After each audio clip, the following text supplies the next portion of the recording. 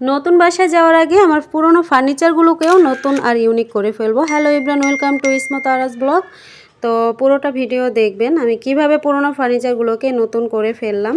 এখন কিন্তু স্টিলের ফার্নিচার চলে না, তো আমি যেহেতু এটা বানিয়েছিলাম আরও 5 থেকে 7 বছর আগে, এখন তার ফেলে দেওয়া যায় না, তাই ভাবছি এগুলোকে মডিফাই করে দেখা যাক কেমন হয়। তো আমি আজকে রোস্ট করছি আর পোলাও রান্না করব। তো রোস্টার পোলাও রান্না করা হয়ে গিয়েছে, এখন খাওয়া দাওয়া শেষ করে আমরা বের হয়ে পড়ব।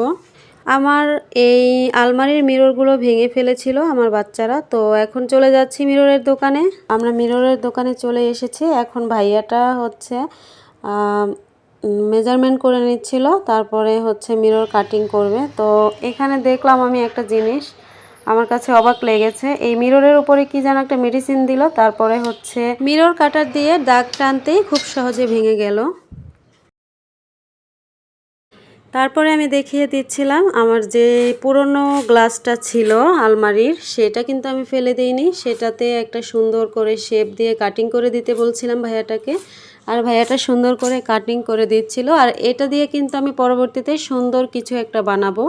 এখনও কিন্তু অনেক কাজ বাকি, তো আমরা এই ফার্নিচারগুলোতে হোয়াইট কালার করব আর আলমারির এই হাতলটাও চেঞ্জ করব। তারপরে ফাইনাল লুকটা কেমন হয় আমি পরবর্তী ভিডিওতে দেখিয়ে দিব সবাইকে। আল্লাহ হাফিজ।